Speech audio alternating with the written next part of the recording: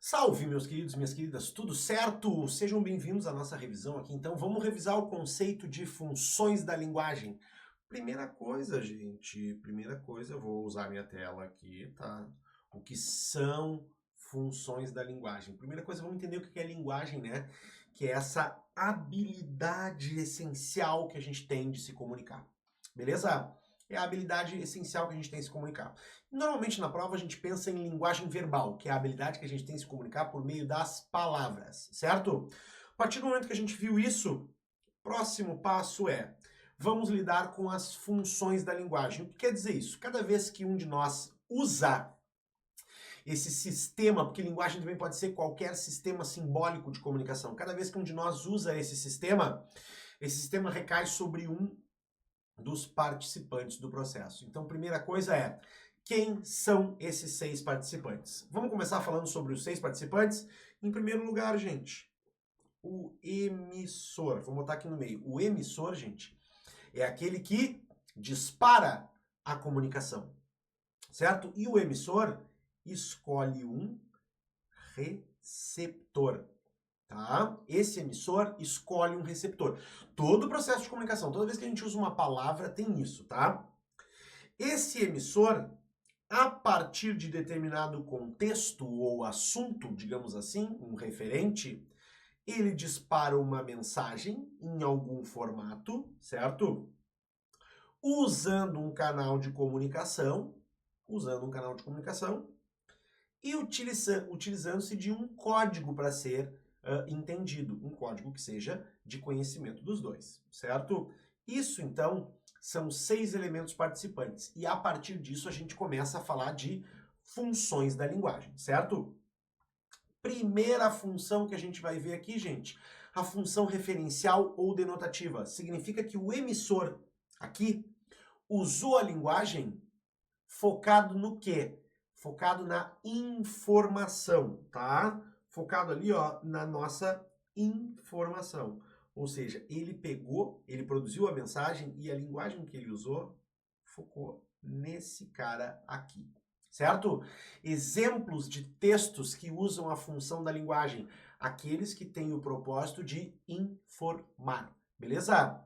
Notícia, texto científico, teu livro didático, esse cara é um texto cuja função da linguagem é a função referencial, certo? É a função referencial. Depois, a gente tem, depois da função referencial ou denotativa. Por que a gente chama de denotativa, gente? Porque ela lida com o quê? Com aquilo que a gente chama de objetividade, foco no objeto, naquilo sobre o qual estamos conversando, beleza? Depois dessa função referencial ou denotativa, a gente tem a função emotiva ou expressiva, que é quando o emissor usa a linguagem nesse processo de comunicação para falar sobre os sentimentos dele, as emoções dele, as sensações dele, certo? Quando é que a gente vai encontrar essa função emotiva ou expressiva? E a gente já viu, né, na prova de 24, a gente tem uma questão falando sobre a expressividade da linguagem, né, apontando para a função emotiva. É comum, por exemplo, no diário. O que é um diário? Um texto que alguém produz com o propósito de refletir, né, de retratar os seus sentimentos, os seus pensamentos, as suas emoções. E na poesia também, né, gente? A poesia tem função emotiva. Quando o eu lírico trata do seu amor, por exemplo, né, já que o principal caso de poesia é o amor, então a gente tem aqui função emotiva ou expressiva. Certo? Depois da função emotiva ou expressiva, a gente tem a função poética da linguagem. E na função poética, o emissor usa a linguagem, certo?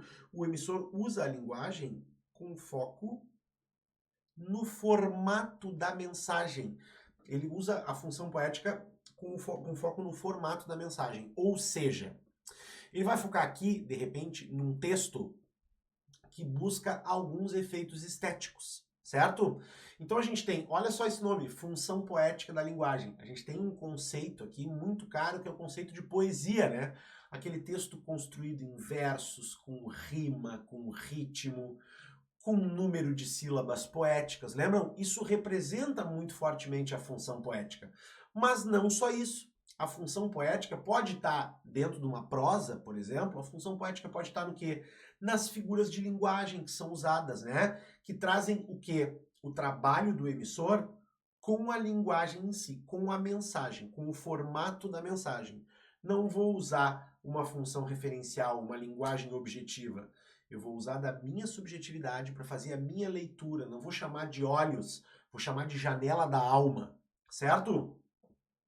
Depois desse, né, depois da função poética, passamos para o outro lado, gente, e vamos ter o quê? A função fática. O que é a função fática? É quando este emissor foca no quê? Opa, deixa eu voltar aqui. Quando esse emissor foca, olha aqui, ó, o emissor foca no canal de comunicação.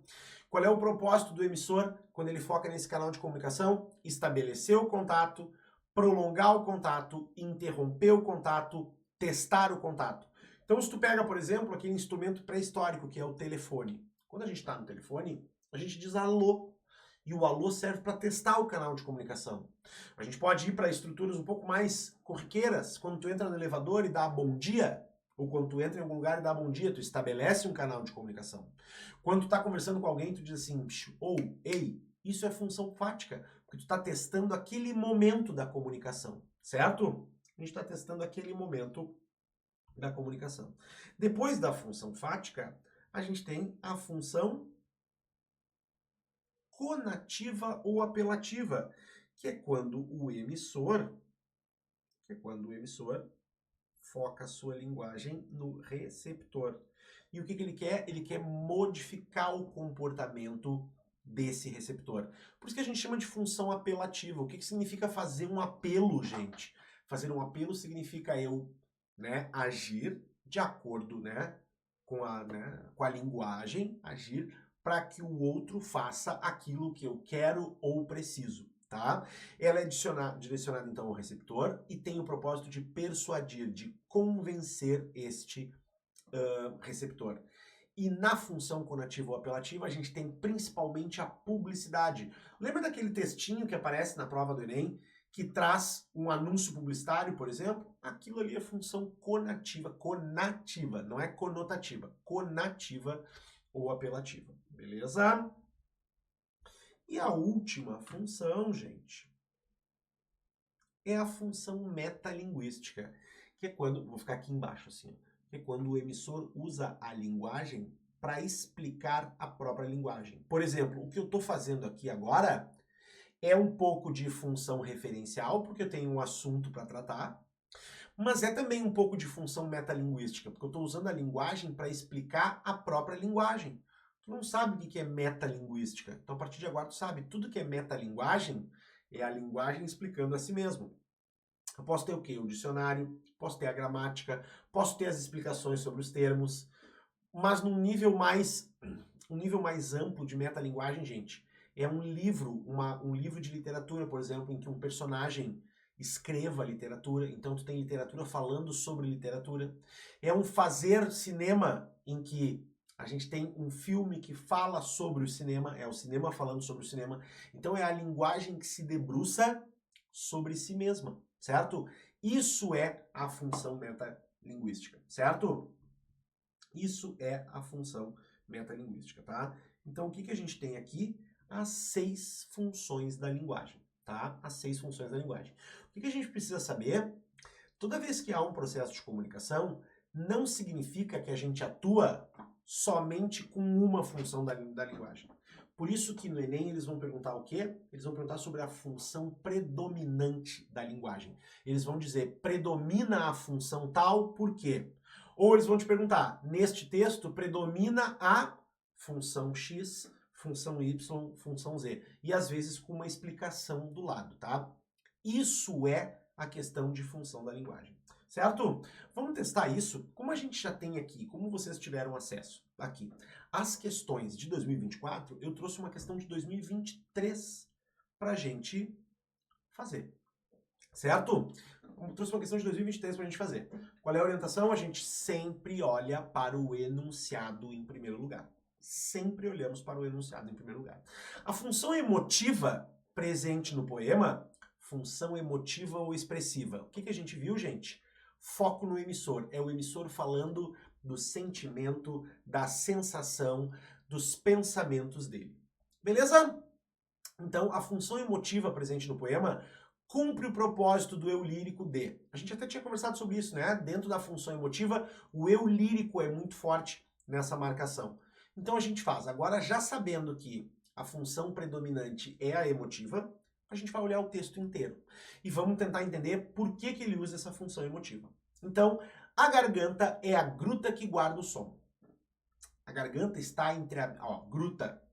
Aqui tem função poética, né, gente? Construção do verso, mas eu tenho também a função emotiva. Quer ver? A garganta é a gruta que guarda o som. A garganta está entre a mente e o coração. Vem coisa de cima, vem coisa de baixo e de repente um nó. E o que quero dizer? Olha a função emotiva, o que eu quero dizer. Às vezes acontece um negócio esquisito. Quando eu quero falar, eu grito. Quando eu quero gritar, eu falo. O resultado, calo. Olha só. A partir dali, ó, vem coisa de baixo e de repente um nó. O que eu quero dizer? Entrou a primeira pessoa, entrou a função emotiva ou expressiva. É a linguagem atuando, é o emissor escolhendo a linguagem para atuar sobre quem? Sobre ele mesmo, certo? Então vamos lá. A gente tem a função emotiva sendo usada para revelar as desilusões amorosas. Cuidado, gente. Só porque tem poesia, nem sempre poesia é sobre amor, né? Essa aqui, por exemplo, não fala sobre amor. Ela fala sobre sentimentos em geral. A garganta é a gruta que guarda o som. Olha a função poética, né? A metáfora aí. A garganta está entre a mente e o coração. Vem coisa de cima, do pensamento, vem coisa de baixo, mas não está falando amor. Porque, né, faz uma dicotomia muito forte entre o racional e o emocional, né? Então, fala sobre desilusões amorosas, não há nenhuma parte do texto que justifique essa resposta, certo? Fala sobre refletir sobre a censura à sua voz. Tem algum índice de censura nessa questão, gente? Não tem nenhum índice de censura nessa questão, tá? Agora, expressar a dificuldade de comunicação. O eu lírico aqui não está usando a poesia e não está usando essa função emotiva, falar de si para falar sobre a dificuldade de se comunicar. É só isso. Quando eu quero falar, eu grito. Quando eu quero conversar, eu me exalto. Quando eu quero me exaltar, quando eu quero gritar, eu falo.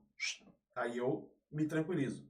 E o resultado, calo. Ou seja, por não saber como me comunicar, eu não me comunico. Não é essa a nossa alternativa, gente?